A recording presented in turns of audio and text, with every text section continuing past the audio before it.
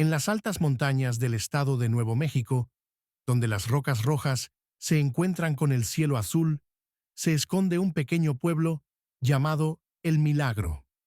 Su nombre, que significa milagro en español, fue dado hace mucho tiempo por los primeros colonos que creyeron haber encontrado un rincón del paraíso.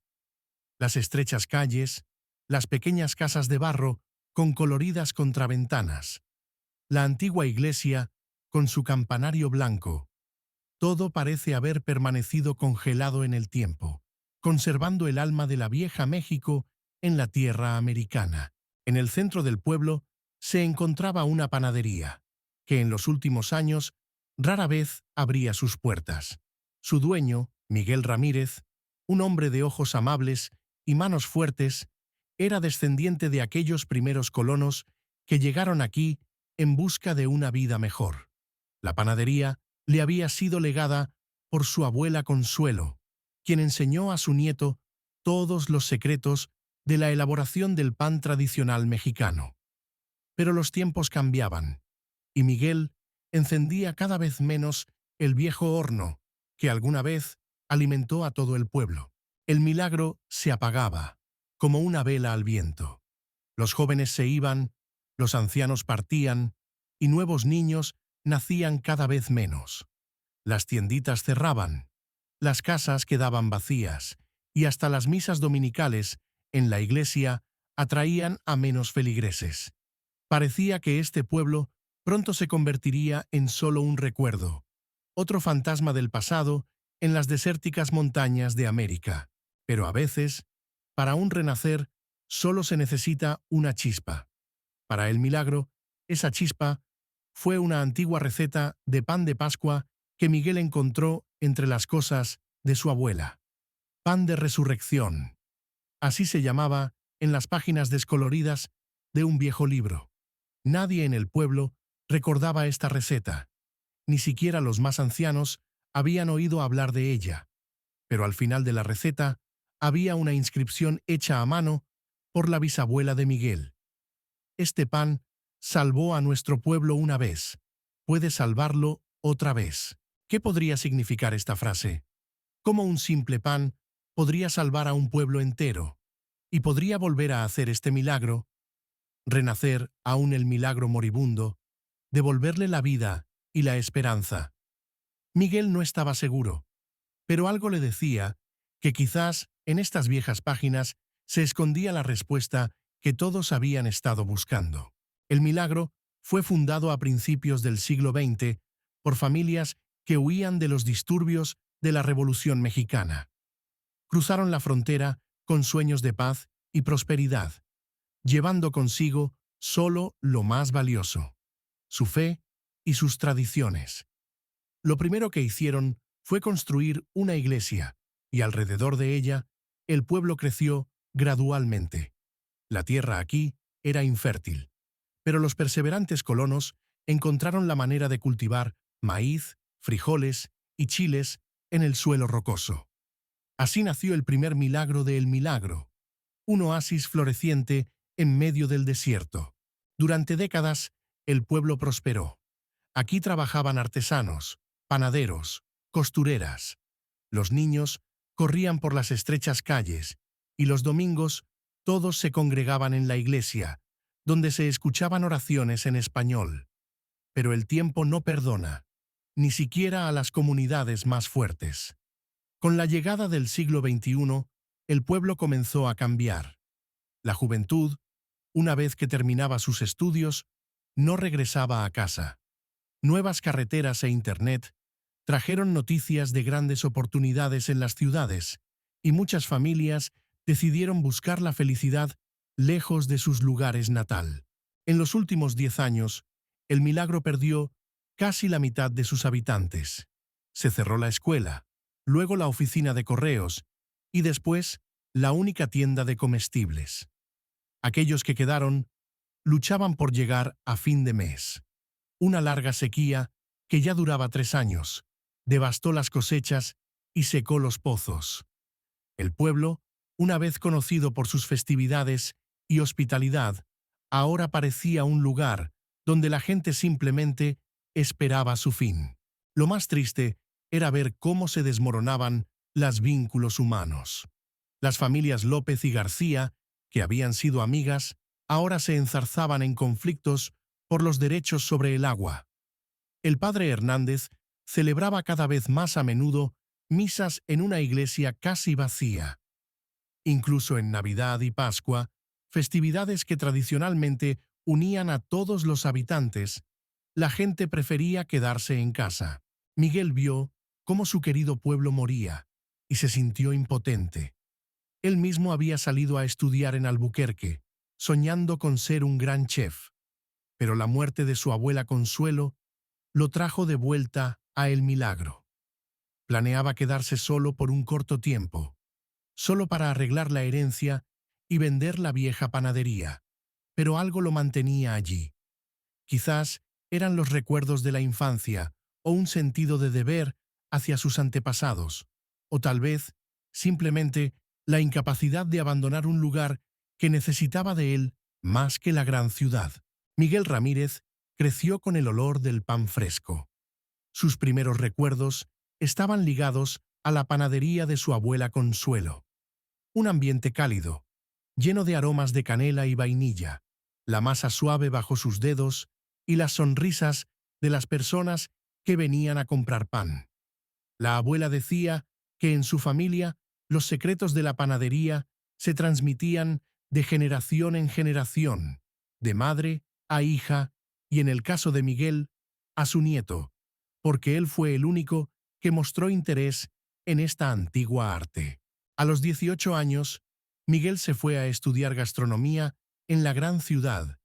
Soñaba con abrir su propio restaurante, crear platos gourmet y tal vez incluso ganar una estrella Michelin.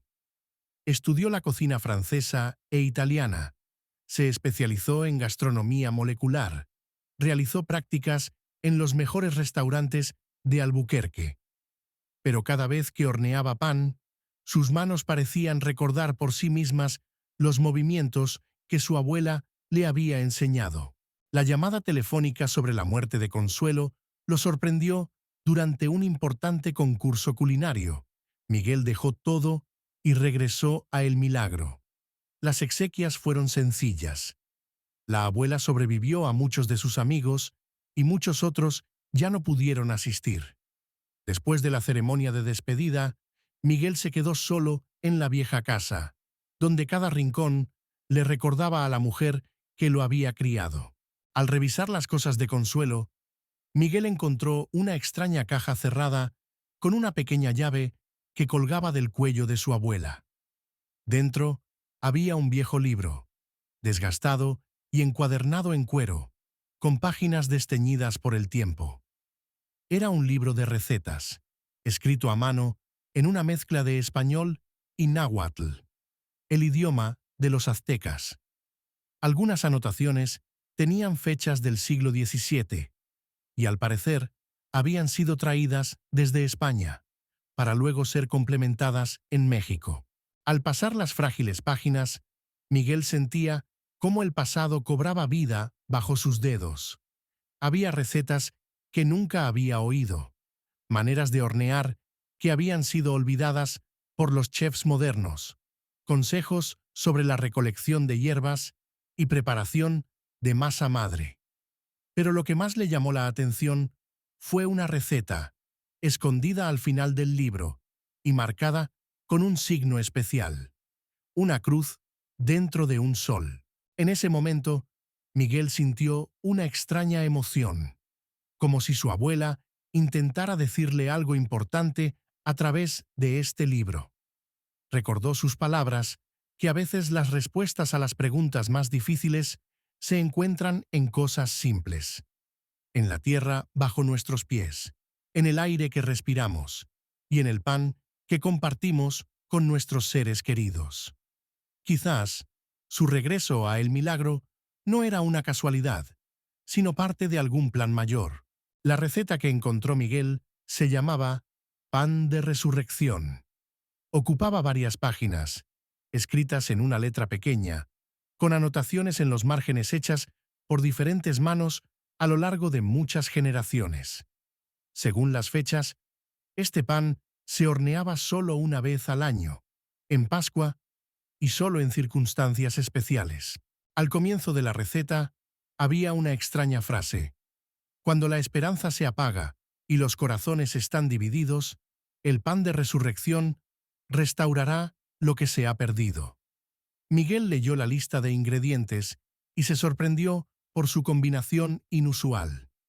Además de harina común, agua y sal, la receta requería añadir polen de flores locales recogido al amanecer del Viernes Santo, miel de abejas salvajes, agua de una fuente de montaña, así como varias hierbas que debían ser recolectadas durante la luna llena. Pero lo más extraño era el modo de preparación. La masa debía amasarse durante al menos una hora, añadiendo los ingredientes en un orden estricto y recitando oraciones en cada etapa. Luego, debía levar exactamente 13 horas en un tiesto de barro especial, decorado con antiguos símbolos. El pan debería hornearse al amanecer del domingo de Pascua, utilizando leña de árboles frutales. Al final de la receta había una nota de la bisabuela de Miguel. En el año de gran sequía, 1928, este pan salvó a nuestro pueblo del hambre y la discordia. Que este conocimiento se conserve para futuros tiempos de necesidad. Recuerda, la fuerza no está en los ingredientes, sino en el amor con el que cocinas y en la fe que compartes. Miguel reflexionó. Era un chef moderno, acostumbrado a medidas exactas y un enfoque científico hacia la cocina. Parte de él consideraba esa receta simplemente una antigua superstición, pero otra parte, la que había crecido con las historias de su abuela Consuelo sobre los milagros de la fe, veía en ella algo más, una conexión con el pasado, con las tradiciones que habían unido a las personas a lo largo de los siglos. El milagro ahora estaba pasando por tiempos difíciles, posiblemente peores que en el año 28. La sequía destruía las cosechas, la gente se iba, la comunidad se desintegraba. Miguel miró por la ventana hacia la calle desierta, hacia las puertas cerradas de las casas vecinas, hacia los árboles polvorientos sin frutos. Quedaban solo 2 semanas hasta Pascua. Suficiente tiempo para intentarlo. La decisión le llegó de repente, como una revelación. Miguel cerró el libro y lo abrazó contra su pecho. Si había siquiera la más mínima oportunidad de ayudar a su pueblo natal, debía intentarlo. Al fin y al cabo, ¿qué perdía? En el peor de los casos, solo saldría un pan inusual. Y en el mejor, quién sabe, tal vez, el milagro volvería a justificar su nombre. La preparación para hornear el pan de Pascua resultó ser toda una prueba. Miguel comenzó por lo más difícil, la búsqueda de los ingredientes. Para ello, se dirigió a la familia Ortega, que vivía en las afueras del pueblo y tenía una colmena. El anciano José Ortega, al principio, se mostró escéptico ante la petición de Miguel. ¿Miel salvaje? En nuestros días, sacudió la cabeza el apicultor. Las últimas abejas salvajes en estos lares desaparecieron hace 10 años por causa de la sequía. Pero cuando Miguel le contó sobre la receta y le mostró el viejo libro, en la mirada del anciano algo cambió. Mi madre hablaba de un pan de Pascua que horneaban en su infancia, dijo pensativo. Pensé que eran solo cuentos. Al día siguiente, José llegó a la panadería con un pequeño frasco de barro. Recordé que en las montañas, en un viejo roble, aún puede haber un nido. Tenías razón, muchacho. Está allí. La búsqueda de la fuente de montaña llevó a Miguel a Isabel García, una maestra jubilada. No solo le mostró un manantial oculto en las rocas sobre el pueblo, sino que también se ofreció a ayudar a buscar las hierbas. Mi abuela era curandera, explicó. Sé dónde encontrar todo lo que necesitas. La noticia de que Miguel decidió revivir la antigua receta del pan de Pascua se esparció rápidamente por el milagro. Muchos recibieron esta idea con escepticismo. ¿Crees que un simple pan salvará a nuestro pueblo? Se reía Ramón López. Necesitamos empleos y lluvia, no cuentos. Pero hubo algunos que apoyaron a Miguel. El padre Hernández, tras escuchar su historia, asintió pensativamente. En las Escrituras, el pan siempre ha sido más que solo alimento. Es símbolo de unidad y renacimiento. Quizás eso es precisamente lo que necesitamos. El mayor problema resultó ser la panadería misma. Tras la muerte de Consuelo, había estado cerrada y el viejo horno requería una seria reparación. Miguel comenzó a trabajar solo, pero pronto Diego Vargas y sus hijos se unieron a él. Mi padre ayudó a reparar este horno en los años 60, dijo Diego. Ahora es mi turno. Para sorpresa de Miguel, cada día más voluntarios se unían. Algunos traían herramientas, otros materiales de construcción, algunos simplemente venían a ayudar a limpiar. Incluso los niños pasaban después de la escuela por la panadería, observando con curiosidad los preparativos. La panadería, que había estado vacía y olvidada durante tanto tiempo, volvió a llenarse de vida y voces. La noche antes de Pascua, Miguel comenzó a preparar la masa. Siguió meticulosamente cada paso de la antigua receta, añadiendo los ingredientes en el orden indicado y recitando las viejas oraciones que apenas comprendía. Al amasar la masa, no solo empleaba la fuerza de sus manos, sino que también impregnaba todas sus esperanzas de resurgimiento para el milagro. Cuando las campanas marcaron la medianoche, cubrió la masa con un mantel bordado y la dejó levar, y él se arrodilló, pasando el resto de la noche en oración, como el receta lo requería. Una hora antes del amanecer, Miguel encendió el horno con leña del viejo manzano que una tormenta había derribado el otoño pasado. Cuando los primeros rayos del sol tocaron los techos de El Milagro, sacó la masa del tiesto de barro. Había levado perfectamente, llenando la habitación con un aroma asombroso que no se podía describir. Dulce, pero no empalagoso, fresco como el aire matutino después de la lluvia, y cálido como el abrazo de un ser amado.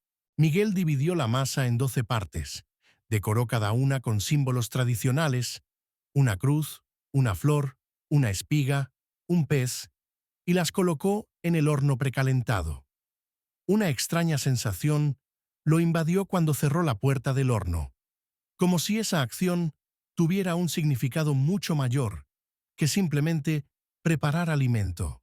Se sintió parte de algo antiguo y poderoso, un eslabón en la cadena de generaciones que habían guardado esta tradición. Mientras el pan se horneaba, Miguel abrió las ventanas y puertas de la panadería. La brisa matutina llevó el aroma de la repostería por las calles del pueblo. La gente comenzó a despertar, atraída por este aroma extraordinario. Salían de sus casas, olfateando el aire y como guiados por una fuerza invisible, se dirigían hacia la panadería. Cuando Miguel sacó el pan del horno, casi toda la aldea se había reunido frente a la panadería. La gente observaba en silencio cómo colocaba las hogazas doradas sobre tablas de madera cubiertas con servilletas de lino blanco. El pan resultó extraordinariamente hermoso, con una corteza crujiente de color ámbar y patrones intrincados que parecían haberse manifestado por sí solos durante la cocción. Debemos llevar la primera hogaza a la iglesia para su bendición, dijo Miguel, recordando la indicación de la receta. Envuelva el pan más grande en un paño limpio y, acompañado por todos los habitantes del pueblo, se dirigió a la iglesia, donde ya comenzaba el servicio de Pascua. El padre Hernández se sorprendió al ver a tantos feligreses. Hacía tiempo que la iglesia no estaba tan llena, ni siquiera en Navidad. Bendijo el pan traído y siguiendo las instrucciones de Miguel, lo dividió en pequeños trozos para que todos pudieran probarlo. En el momento en que los primeros trozos de pan fueron repartidos, ocurrió algo sorprendente. Un rayo de luz solar, atravesando una ventana de vitral, cayó directamente sobre la bandeja con el pan, y por un instante pareció que las hogazas brillaban desde dentro, como llenas de un oro líquido. Muchos luego juraron que vieron cómo la luz se expandía por la iglesia, tocando a cada uno que sostenía en sus manos un trozo de este pan extraordinario. Cuando la gente comenzó a comer el pan bendecido, por la iglesia se escucharon expresiones de asombro. El sabor era celestial, dulce y ácido a la vez, rico y ligero, familiar y completamente nuevo. Pero el verdadero milagro no sucedió en la lengua, sino en los corazones. Cada persona que probó el pan sintió un calor inexplicable que se extendía por su cuerpo y una extraña sensación de unidad con todos los presentes. Después del servicio de Pascua, sucedió lo que muchos luego llamarían el verdadero milagro del milagro. Ramón López, que durante años había estado en desacuerdo con la familia García por un contencioso pedazo de tierra en la frontera de sus propiedades, de repente se acercó a Enrique García y le extendió la mano. «La tierra de todos modos está seca», dijo con una sonrisa triste. «Mejor unamos nuestros pozos y luchemos juntos contra la sequía». Enrique, dudando solo un instante, estrechó con fuerza la mano extendida. Esto fue solo el comienzo. En los días siguientes, la aldea parecía despertarse de un largo sueño. La gente comenzó a salir de sus casas, socializar, sonreírse mutuamente. En las casas que habían estado vacías durante años, las luces volvieron a encenderse. Algunas familias que se habían ido en busca de una mejor vida comenzaron a regresar, atraídas por los extraños rumores sobre el renacimiento de su pueblo natal. Carlos Velázquez, un joven agrónomo que había venido a visitar a sus padres para Pascua, decidió quedarse en el milagro. «Estudié métodos modernos de irrigación que ayudan a ahorrar agua», explicó en una reunión pública. «Creo que podemos aplicarlos aquí». Se unieron a él otros jóvenes especialistas. Un ingeniero, un maestro, una enfermera. Trajeron consigo nuevas ideas y energía que tanto necesitaba el pueblo. Las viejas artesanías, por las que el milagro fue famoso, comenzaron a renacer. María Duarte volvió a sentarse en su telar, José Ortega amplió su colmena y Diego Vargas abrió un taller de muebles tradicionales mexicanos. Pero el verdadero centro de la nueva vida fue la panadería de Miguel. Ahora trabajaba todos los días, ofreciendo no solo pan común, sino también dulces tradicionales de recetas del viejo libro. Lo más sorprendente fue que un mes después de Pascua, las lluvias comenzaron a caer. No eran torrenciales, pero sí regulares, suficientes para revivir la tierra marchita. Los campos reverdecieron, los jardines florecieron, y por primera vez, en muchos años, los agricultores tenían esperanzas de una buena cosecha. Inspirados por el éxito del pan de Pascua, los habitantes de El Milagro decidieron formar una cooperativa. Cada familia aportaba su parte, unos productos, otros mano de obra, otros conocimientos. La panadería de Miguel se convirtió en el corazón de esta empresa. No solo horneaban pan, sino que también ofrecían talleres para turistas que comenzaron a llegar, atraídos por los rumores sobre el pan milagroso y el renacer de la auténtica aldea mexicana. Al final del año, la economía de El Milagro no solo se había recuperado, se había transformado. En lugar de combatir la sequía, los habitantes aprendieron a adaptarse a ella, cultivando variedades resistentes a la sequía y aplicando métodos modernos de conservación de agua. En lugar de competir con las grandes ciudades, crearon algo único, un lugar donde las antiguas tradiciones se combinaban armoniosamente con nuevas tecnologías. El milagro no está en el pan mismo, solía decir Miguel cuando le preguntaban sobre el secreto del renacimiento del pueblo. El milagro está en que nos recordó lo más importante: la unidad, la fe y la fuerza de la comunidad, cuando cada uno aporta su parte al bien común. Un año después, Miguel se encontraba en una colina sobre el milagro, observando cómo el pueblo se preparaba para otra Pascua. Abajo, la vida bullía. Los niños jugaban en la plaza, las mujeres colgaban coloridas guirnaldas entre las casas, los hombres preparaban mesas para la comida festiva. Era difícil de creer que apenas un año atrás, este lugar parecía condenado a desaparecer. El viejo libro de recetas reposaba en sus manos. Miguel solía volver a leer la historia del pan de resurrección, tratando de entender dónde residía su verdadera fuerza. ¿Estaba el secreto en algunos ingredientes especiales? ¿En las oraciones que se recitaban al amasar la masa? ¿O tal vez todo se reducía a algo mucho más simple, a la capacidad de las personas de unirse en torno a un objetivo común, a su disposición de creer y esperar incluso en los tiempos más oscuros?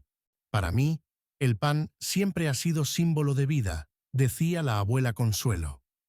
De los ingredientes más simples, harina, agua, masa madre, nace algo más grande que la suma de sus partes.